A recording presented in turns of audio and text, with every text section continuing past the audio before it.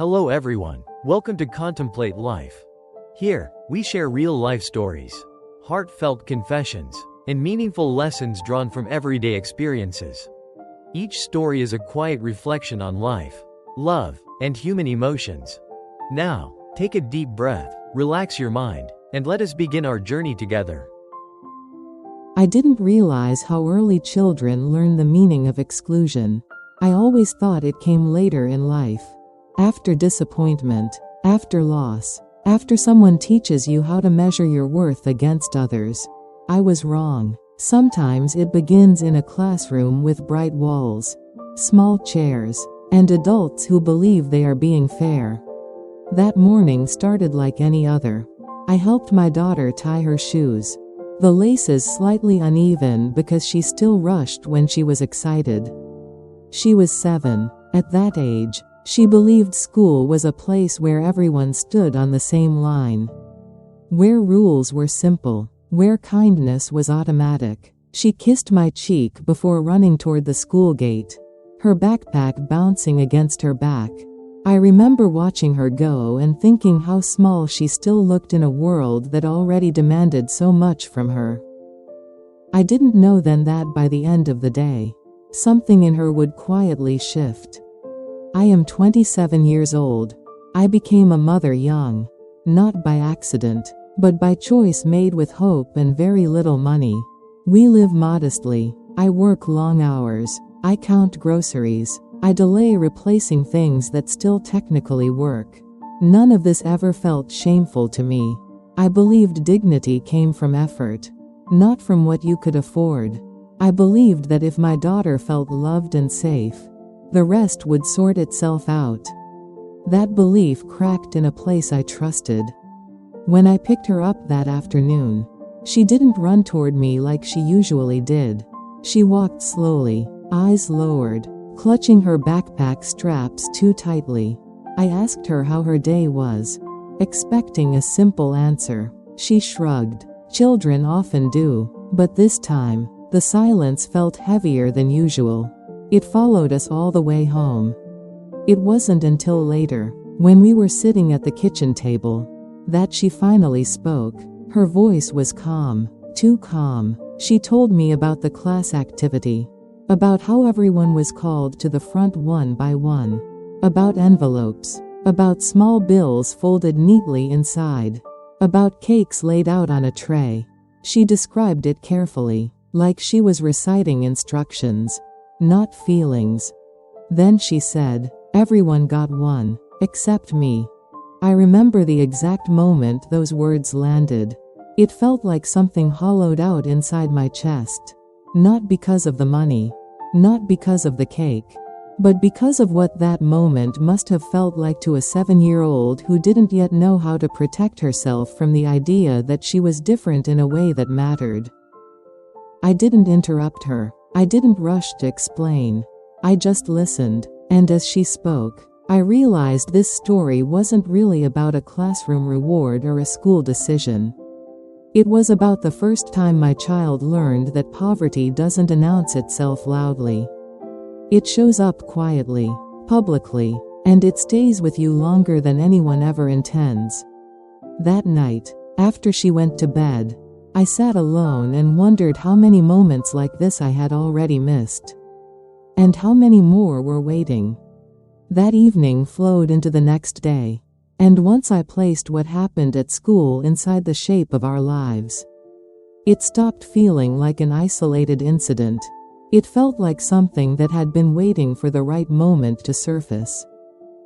My name is Hannah. I am 27 years old, and I live in a small town in the north of England, about 40 minutes by train from Manchester.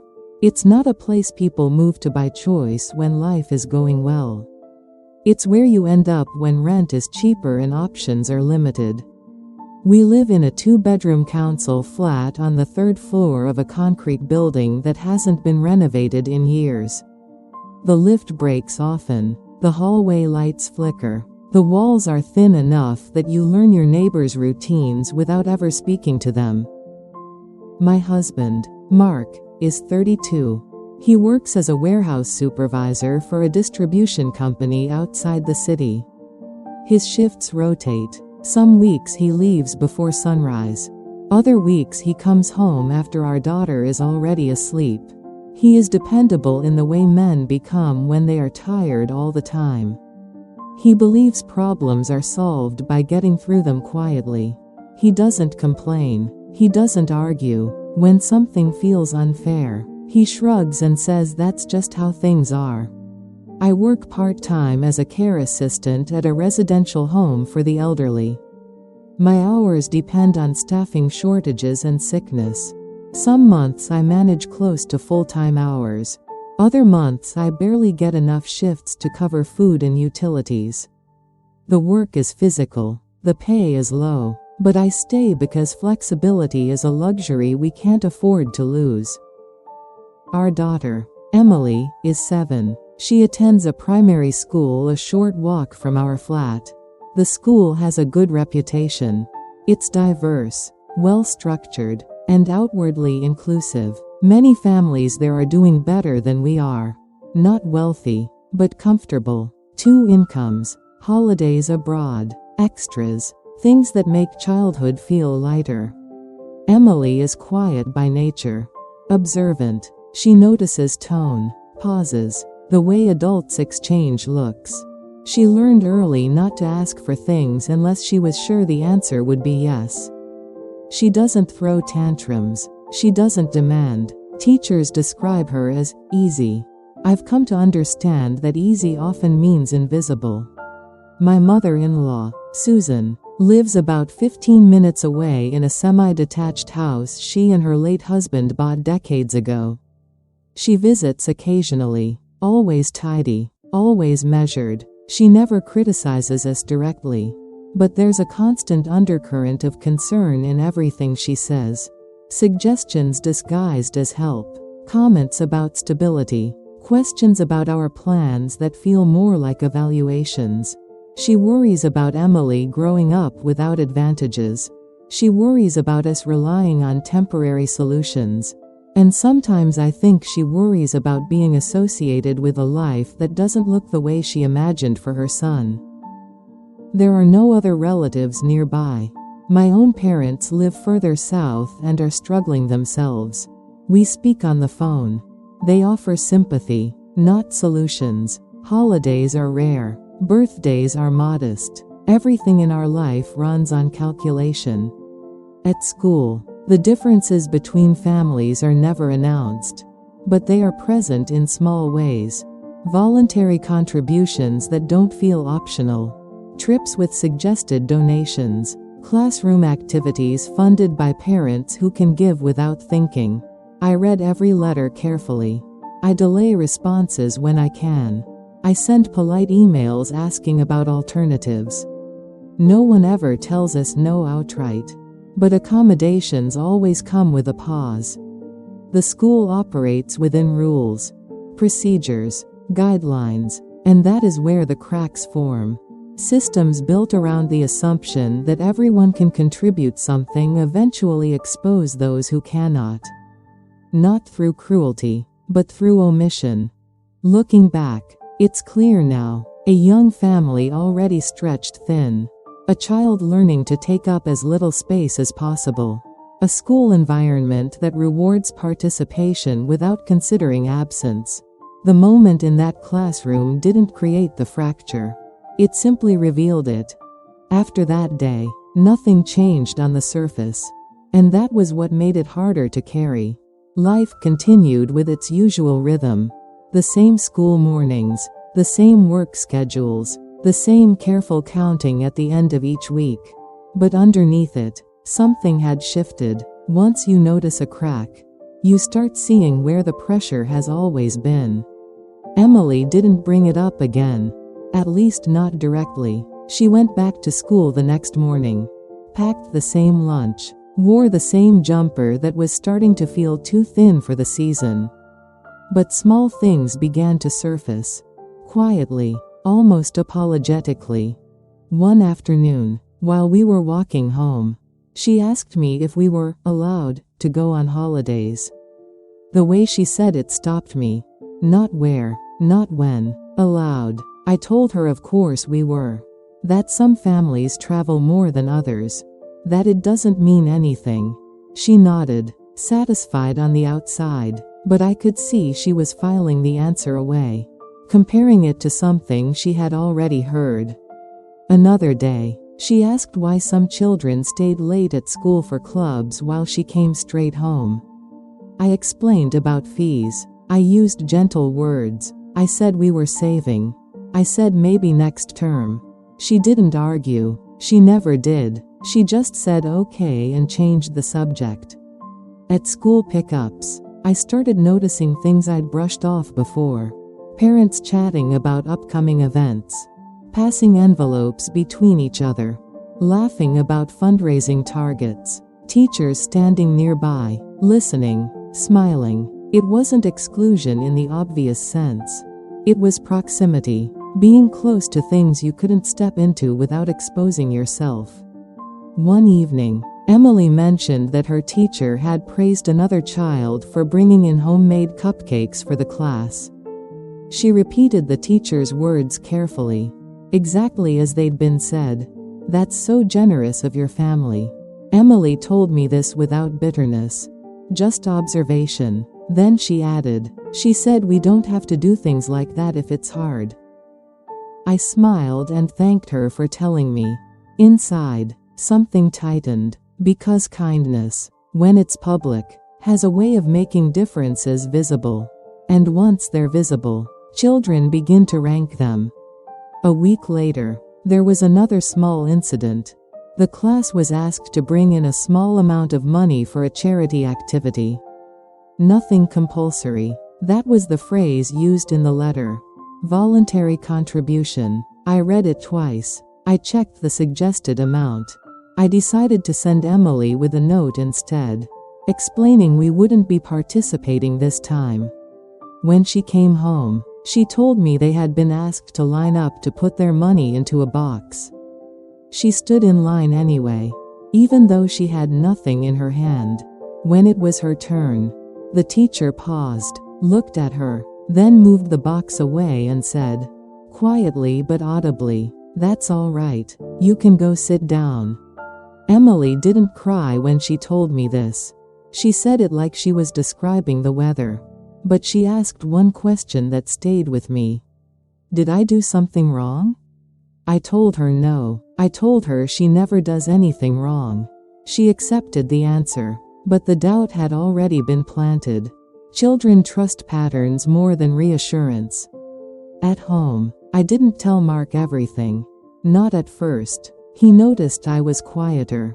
That I took longer to answer questions. That I stayed up later than usual. When he asked what was wrong, I said I was tired. Which was true, just not complete. When I finally mentioned the school incidents, he listened, nodded, and said he was sorry. Then he added, "It's probably not intentional. Schools have rules. We can't take everything personally." I didn't argue. I didn't want to turn this into something bigger than it already felt. Part of me hoped he was right. That I was reading too much into small moments. That if I stayed calm, things would settle on their own. But Emily kept changing in ways that were hard to ignore. She stopped asking for things entirely. Not just expensive things, simple things, stickers, small treats at the shop. She'd look at something, then look at me, and shake her head before I even answered. At bedtime, she became quieter, her questions more cautious. She started saying sorry for things that didn't need apologies. One night, while I was helping her with homework, she asked me why some children get picked first. I asked what she meant. She said for jobs, for rewards, for special tasks. I told her teachers make decisions for many reasons. She nodded, then said, "I think they like children whose parents help more." That sentence felt too old for her mouth. I considered speaking to the school, drafted emails in my head, replayed conversations, but every version sounded like an accusation I couldn't quite justify. Nothing overt had happened. No rule had been broken.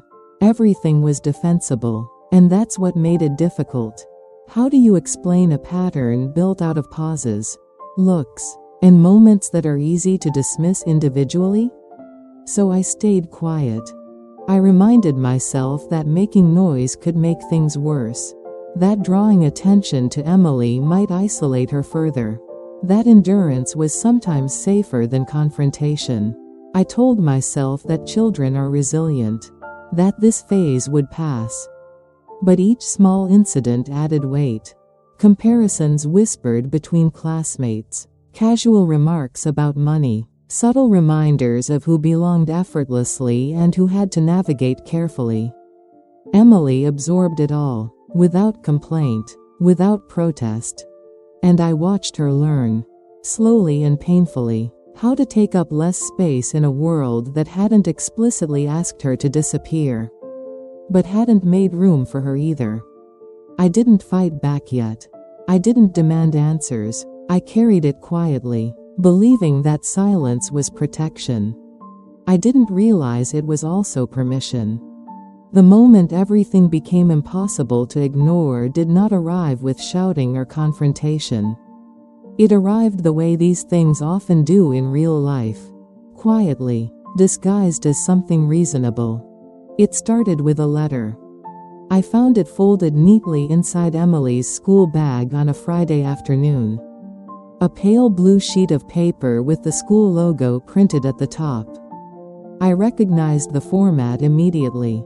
It was an invitation, or at least it looked like one at first glance. A special enrichment opportunity for selected students in her year group. A week-long program, extra learning activities, small group attention, confidence-building exercises, the kind of thing schools proudly advertise as support. There was a line halfway down the page that changed the air in the room. Participation requires a parental contribution of £120 to cover materials and external facilitators.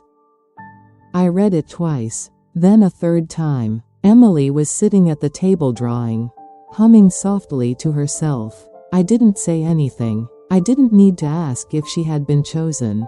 Her name was handwritten at the top of the page. That night, I did the maths, again and again. I opened my banking app. I checked upcoming bills, rent, electricity, food, transport. There was no version of the numbers where £120 appeared without something else disappearing.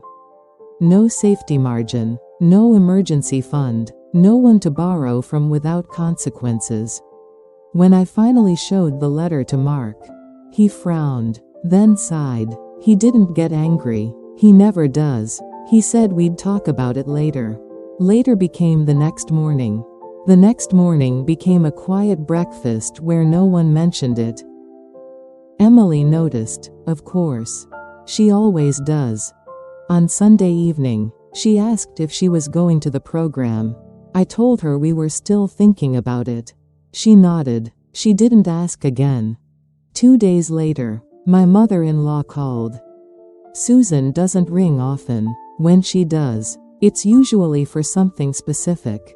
This time, she didn't bother with small talk. She asked how Emily was doing at school. I told her she was fine. That answer has become a habit. Susan paused, then said she'd heard about the enrichment program. A friend of hers volunteers at the school occasionally. Word travels fast in places like that. She asked if Emily was attending. I told her we weren't sure yet. There was another pause, longer this time. Then she said something that felt almost gentle. You know, this is exactly the sort of thing she needs. These opportunities matter. I agreed. Of course they do. Susan suggested, carefully, that perhaps we could prioritize differently. That maybe there were things we could cut back on.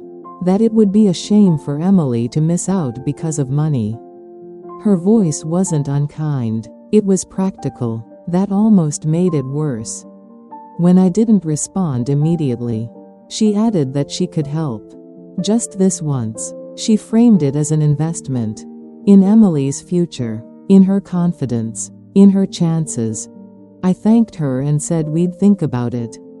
After the call ended, I sat staring at the wall for a long time. Because help like that never comes without shape. Without weight. Accepting it would mean acknowledging something out loud that I had been trying to keep contained. That we could not manage on our own. That our daughter's access to fairness depended on someone else stepping in. That evening, Emily came home quieter than usual. She went straight to her room. Later, when I checked on her, she asked if she had done something wrong again. I asked why she thought that. She told me the teacher had asked who would be joining the enrichment group. Hands went up. Names were written on the board. Hers was written too. Then the teacher said they would send letters home. Emily said one of the other children asked her if she was excited. She said yes. She didn't say anything else. Then she looked at me and said, "If I don't go, everyone will know why." That was the moment the story stopped being abstract. Because she was right. Not going would not be invisible. It would be noticed, explained, interpreted. Children don't need details. They fill in gaps instinctively. That night, Mark and I argued for the first time in a long while. Not loudly, not dramatically, but the tension sat heavy between us. He said maybe we should accept his mother's help. That pride wouldn't feed our daughter. That this wasn't about us. I said it was always about us. About what we teach her without words. About whether she learns that dignity is conditional. That belonging has a price. Mark said life isn't fair. That shielding Emily from that truth wouldn't help her. I didn't answer right away. Because part of me knew he was right.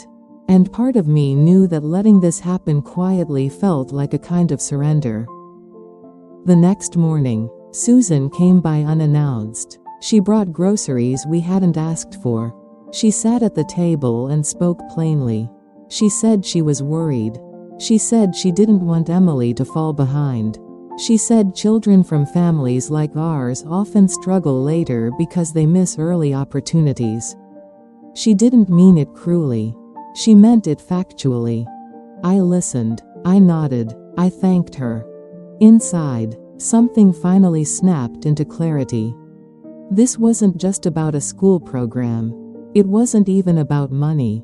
It was about the slow, steady erosion of choice. About how every solution offered came with a reminder of where we stood.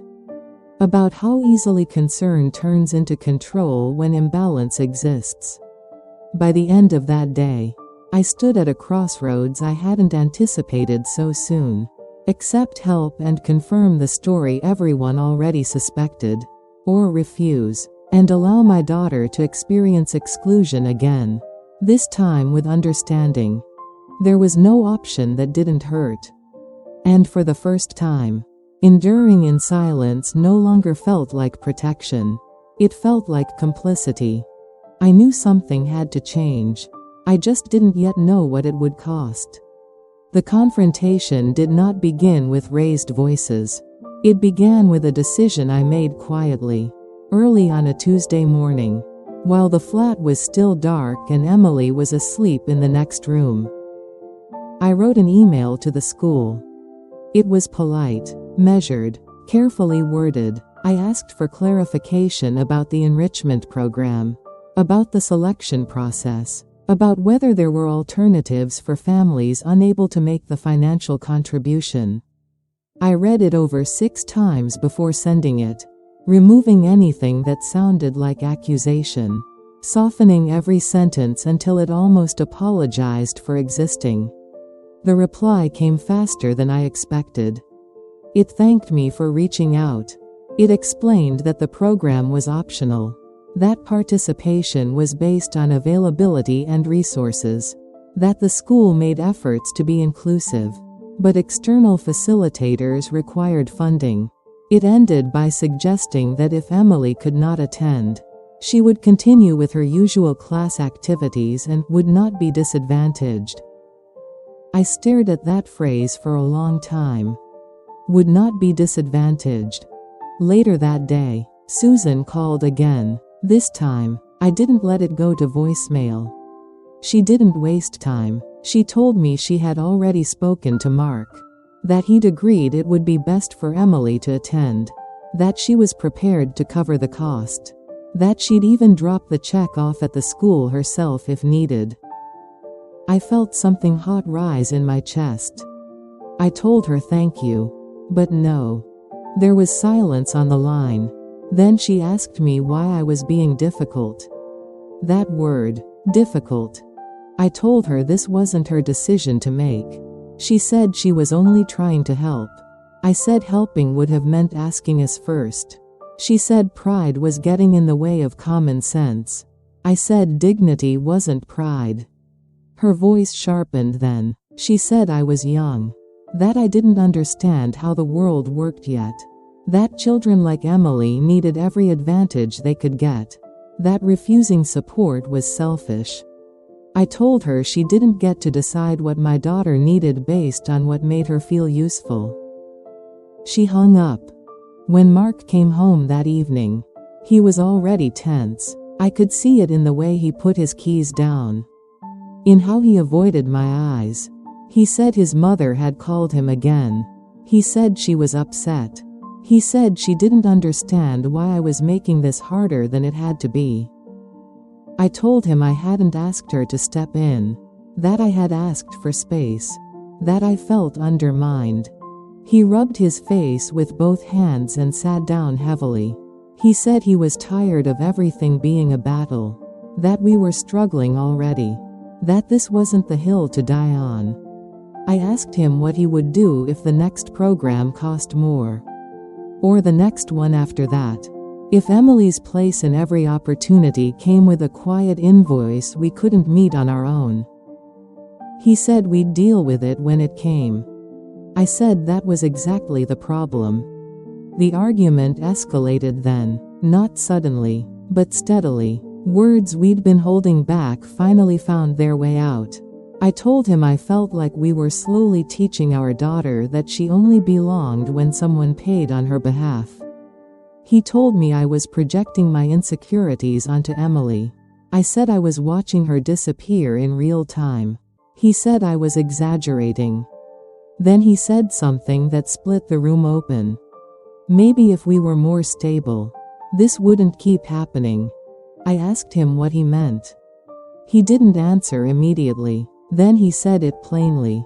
That maybe if I worked more hours. That maybe if we moved closer to his mother. That maybe if we accepted help instead of fighting it, things would improve. I told him I already worked as much as I could without leaving Emily alone. He said sacrifices were part of being a parent. I asked him whose sacrifices he meant. He stood up then, voice raised for the first time in years. He said he was tired of feeling like a failure. That every time his mother helped, I made it into a moral issue. That he felt judged in his own home. I told him I felt judged everywhere else. Emily stood in the doorway. Neither of us had heard her get up. She was holding her favorite jumper. The one she wore when she was nervous. She looked from one of us to the other. Eyes wide but dry. She asked if the argument was because of her. That was the moment everything stopped pretending. Mark went quiet. I went to her immediately. Knelt in front of her. Told her no. Told her this wasn't her fault. Told her she had done nothing wrong. She nodded, but she didn't look convinced. She said she didn't want to go to the program anymore. That it was okay. That she didn't need it. That she just wanted everyone to stop being upset. I felt something break inside me then. Not loudly. Completely. I told Mark to leave the room. He hesitated. Then he did. Emily climbed into my lap. Small and light, like she was trying not to take up space even there. I held her and realized I could no longer pretend that silence was protecting her. It was teaching her to shrink. Later that night, after she was asleep again, Mark and I sat at opposite ends of the sofa. The argument had burned itself out, leaving something colder behind. I told him I couldn't keep living like this, waiting for the next moment where our lack of money became a public issue. Waiting for his mother to step in and take over decisions that weren't hers. Waiting for Emily to absorb all of it quietly. He asked what I was suggesting. I said I needed boundaries. With his mother, with the school, with the way decisions were made about our daughter. I said if that couldn't happen, I didn't know how we stayed married. He stared at me for a long time. Then he said he didn't recognize me anymore. That I'd become confrontational. That I was creating problems where there didn't need to be any. I said maybe I'd just stopped swallowing them. The next day, Susan showed up again. This time, Mark let her in. She went straight to the point. She said she'd already spoken to the school about payment.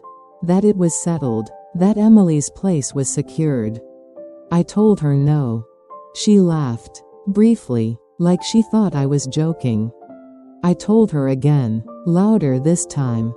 She turned to Mark, expecting him to intervene. He didn't. He looked torn, exhausted, cornered. She asked him if he was really going to let me sabotage his daughter's future over stubbornness.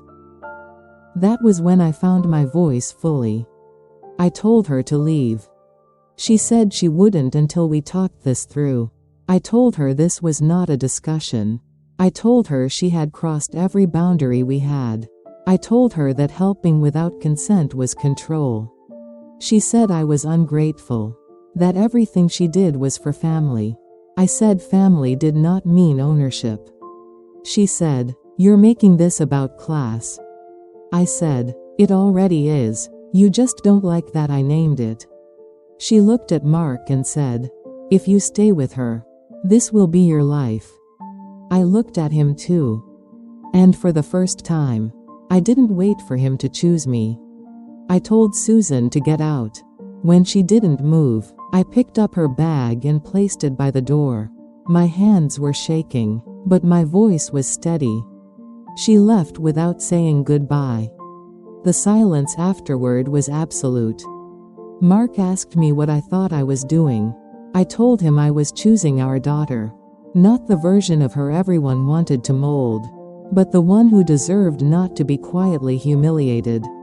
He said he couldn't live like this, in constant conflict. I said neither could I.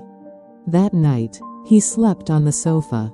2 days later, he went to stay with his mother. There was no dramatic declaration, no formal ending, just the slow, heavy realization that something fundamental had collapsed. I emailed the school again. This time, I was direct. I declined the program. I requested a meeting. I asked about policies around inclusion. I asked hard questions. I didn't soften them. Emily did not attend the enrichment week. She came home each day a little quieter, then slowly steadier. On the final afternoon, she told me she had helped a younger child with reading, that the teacher had thanked her, that it felt nice. Mark called that evening. He said his mother was furious. He said he didn't know how to fix this. I told him some things don't get fixed. They get faced. He asked if this meant the end of us. I looked around the flat. At the small table, the thin walls, the child asleep in the next room who deserved better than polite erasure. I said it meant the end of pretending.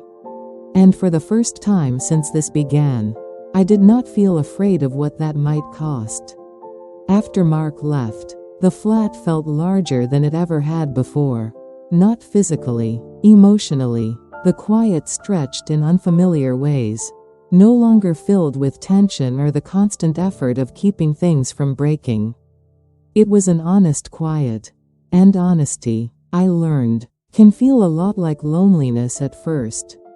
The first few weeks were the hardest, not because of the absence itself, but because of the practical weight that settled immediately after. Mark still sent money. He said he would continue to help until we figured things out properly. I believed him, but I also knew that help now had a different shape. It came with distance, with uncertainty, with the unspoken question of how long it would last. Mornings became simpler and heavier at the same time. I woke Emily up. I made breakfast. I walked her to school. There were no conversations about logistics. No discussions about whose turn it was to pick her up. No background noise of another adult moving through the space. It was just the two of us, moving carefully around each other as we adjusted to this new version of our lives. Emily asked about her father, but not often. When she did, her questions were practical. When would she see him? Where was he staying? Would things go back to normal? I answered honestly without explaining too much. I told her that sometimes adults need time apart to think. I told her that she was loved, that nothing that happened was because of her. She listened. She accepted. Children understand more than we give them credit for. They also sense when answers are sincere. The school meeting happened a week later. I went alone. I sat across from people who smiled professionally and used careful language. They listened. They nodded. They explained policies. They assured me of their commitment to inclusion. I didn't argue. I didn't raise my voice. I simply described what it felt like to be the only child sitting down while others stepped forward. What it felt like to be selected and then quietly priced out. What it taught a 7-year-old about her place. I don't know if anything changed structurally after that. Institutions move slowly, but I noticed small shifts. Notices about contributions were worded differently. Alternatives were mentioned earlier. The word optional appeared more clearly. It wasn't a victory. It was an adjustment, and that was enough for me to stop feeling invisible in that space. At home, time passed in uneven ways. Some days felt endless. Others slipped by without notice. I took on extra shifts when I could. I rearranged our budget again and again until it settled into something sustainable. If narrow, I learned which expenses could be delayed and which ones couldn't. I learned that control doesn't always come from having more. Sometimes it comes from knowing exactly what you have and choosing carefully. There were nights when the loneliness pressed in hard. When Emily was asleep and the flat felt too still. I would sit on the sofa and replay conversations in my head. The argument, the look on Mark's face, Susan's certainty. I wondered if I had overreacted. If I had been too rigid. If there had been another way to protect Emily without everything falling apart. Those thoughts came less often as weeks turned into months. Because alongside the hardship, something else began to appear. A quieter kind of peace. The absence of constant self-justification. The relief of not having to explain why we couldn't participate. The freedom of making decisions without negotiating someone else's approval. Emily changed too. Slowly, subtly. She stopped apologizing for things that didn't require it. She started asking small questions again. Not demands, just curiosity. At the shop, she would point something out and look at me, waiting for an answer instead of assuming one. Sometimes the answer was no. Sometimes it was yes. The important part was that she asked. One evening, while we were doing homework together, she told me she'd volunteered to read aloud in class. She said her hands shook a little, but she did it anyway. She said the teacher smiled at her. She didn't frame it as a big achievement. She just told me because she wanted me to know. That night, after she went to bed, I realized something had shifted in me as well. I was no longer constantly bracing for impact. No longer scanning for the next moment of quiet humiliation. Life was still difficult. Money was still tight. But the emotional labor of shrinking had eased. Mark and I spoke occasionally. Mostly about practical things. Arrangements. Schedules. Emily. He sounded tired. He sounded like someone caught between loyalty and regret. We didn't talk about reconciliation. Not because it was off the table, but because neither of us was ready to pretend things could return to how they were. Susan didn't contact me again. I heard through Mark that she felt hurt, that she believed I'd turned him against her, that she worried about Emily growing up without structure. I didn't respond, not because I didn't care, but because I no longer needed to defend myself to someone who couldn't hear me without filtering everything through class and control. As the months passed, routines solidified. Emily and I found our rhythm. We cooked together. We walked more. We talked in the evenings about ordinary things.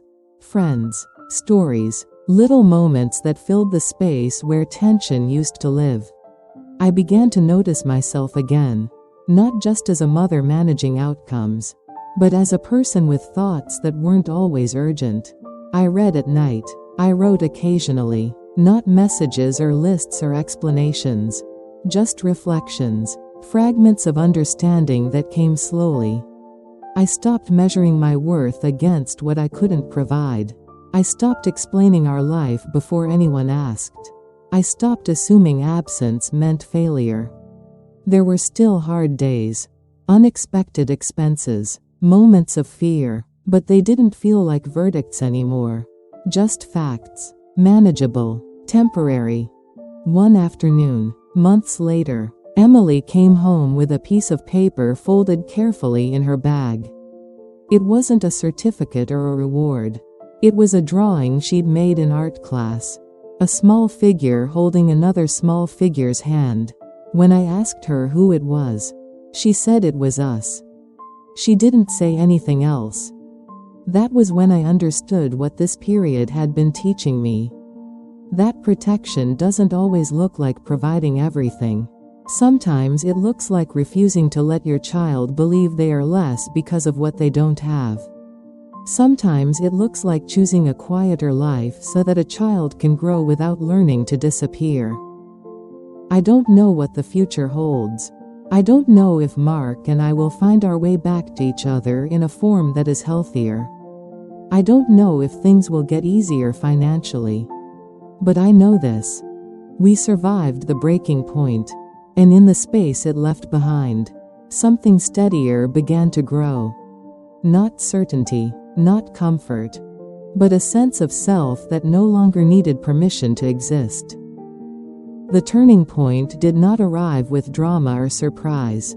It arrived through a phone call on a gray afternoon, the kind of day where everything already feels slightly muted, as if the world is preparing you for something you don't yet know how to receive. It was Mark. We hadn't spoken in weeks, not out of hostility, but because there was nothing urgent to say. Emily was fine. Arrangements were holding. Silence had become a form of temporary peace. His voice sounded different, quieter, careful in a way that suggested he was choosing every word. He told me his mother was ill. Not seriously, not at first. That was how he framed it. A diagnosis that required tests, monitoring, something that had been ignored for too long because she didn't like doctors. Didn't like appearing vulnerable. Didn't like admitting that time was no longer entirely on her side. He said she had asked about Emily. I didn't respond immediately. I felt the old instinct rise in me, the one that wanted to prepare a defense, to anticipate blame, to brace for emotional cost. But nothing like that followed. Mark simply said she wanted to see her, and maybe me too. I told him I needed time to think. That night, after Emily was asleep, I sat alone and tried to understand my own resistance. It wasn't anger anymore. That had faded. What remained was something more complicated. A memory of being diminished, of being spoken over, of watching someone mistake control for care and certainty for wisdom. Seeing Susan again meant reopening a door I had closed deliberately. But it also meant something else. A chance to end a chapter without leaving it unresolved. A week later, I agreed to visit. Susan's house looked smaller than I remembered. Or maybe she did. She sat in an armchair by the window, wrapped in a cardigan that hung loosely from her shoulders. She smiled when Emily walked in. The kind of smile that carries both affection and regret. Emily returned it politely, cautiously. Children remember more than we think. Susan asked how school was. Asked about art. Asked about reading. She did not mention the program.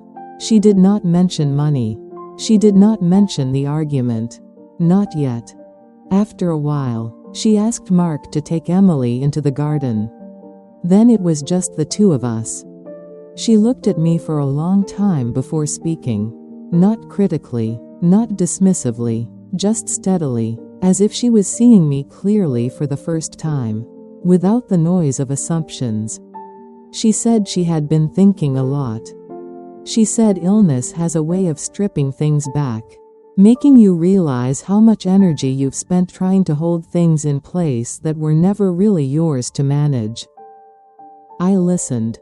She said she had believed, genuinely, that she was helping, that stepping in was her responsibility, that she had raised Mark alone for years after his father died, and that providing had become the language through which she understood love. She said when she saw Emily missing out, it terrified her, not because of class, but because she saw herself in that vulnerability. Then she paused. She said the part she hadn't wanted to see was how her fear had overridden my voice. How she had treated my resistance as immaturity instead of difference. How she had assumed that experience gave her authority. She didn't apologize immediately. She named things first, carefully, without drama. Then she said she was sorry. Not for helping, but for not asking. Not for caring, but for controlling.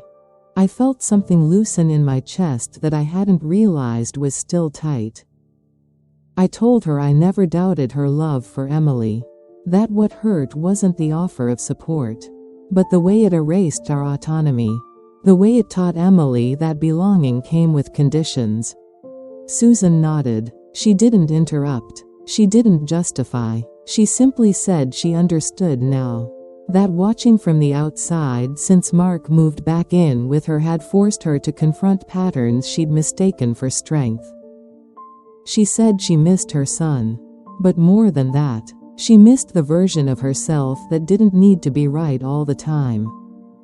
There was no reconciliation moment, no embrace, no sudden warmth, just a quiet acknowledgement of harm and intention existing side by side.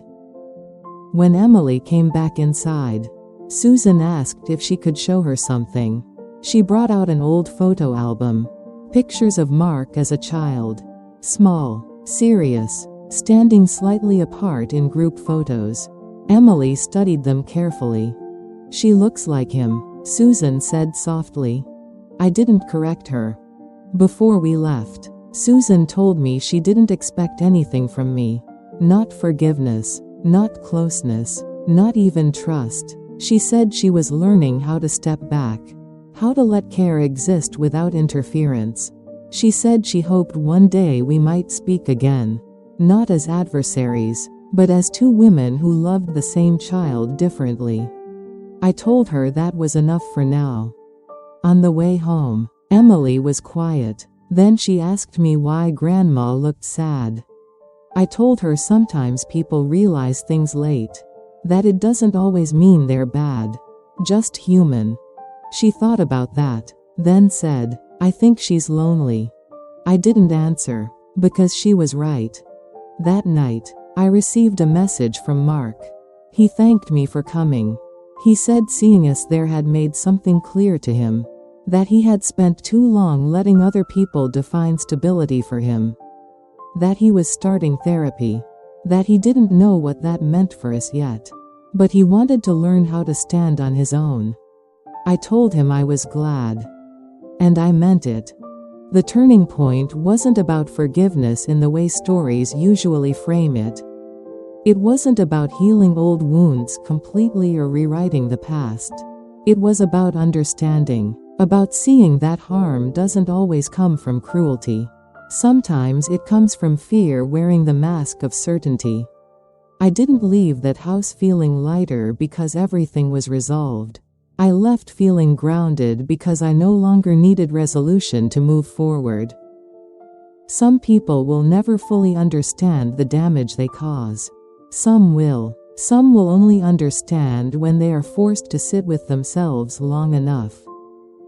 What mattered was that I no longer needed their understanding to validate my experience.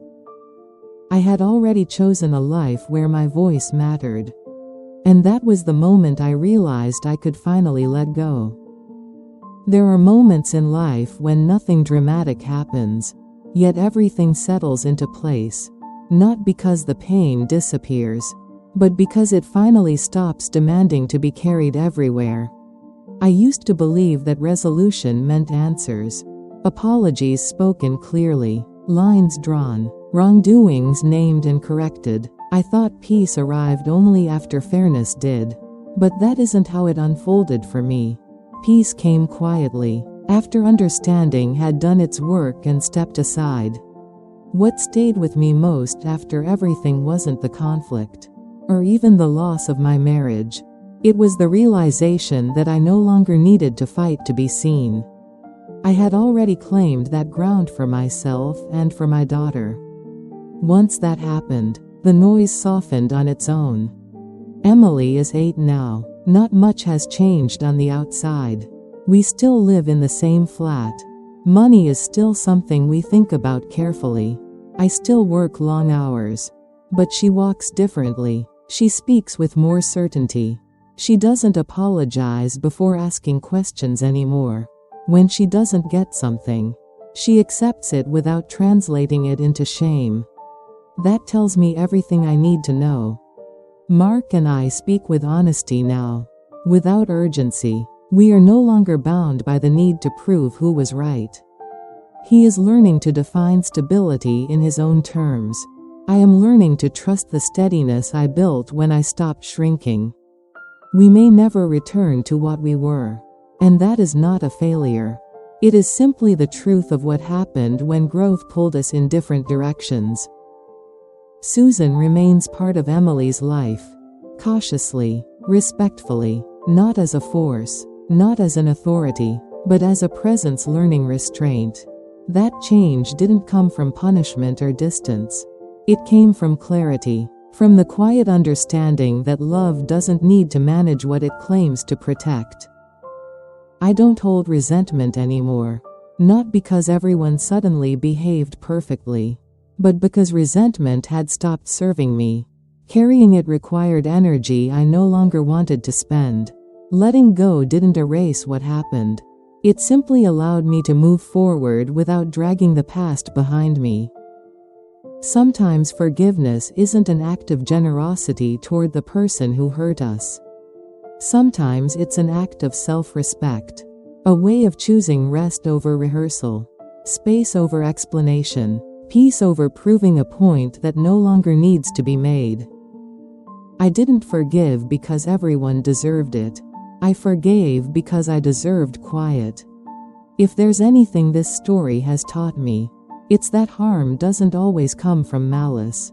Sometimes it comes from fear, from inherited beliefs, from people who confuse control with care.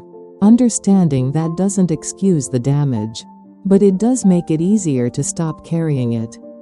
We all reach moments where we must decide what we are willing to live with, what we will keep explaining, what we will keep enduring, and what we will finally set down. If you've listened this far, perhaps part of this story felt familiar. Maybe you've stood in a room where your voice was dismissed politely. Maybe you've watched someone you love learn to take up less space. Or maybe you're still carrying something that no longer belongs to you. If stories like this resonate with you, you're welcome to stay here with us. This space is called Contemplate Life, and it exists for quiet reflection, honest stories, and moments that don't shout but stay with you. You're invited to subscribe, not for answers, but for company in the thinking. Before I go, I want to leave you with a question. What is something in your life you're still holding on to? Not because it's helping you, but because you've never paused long enough to ask whether it's time to let it go? Thank you for listening. Take care of yourself. And until next time, goodbye.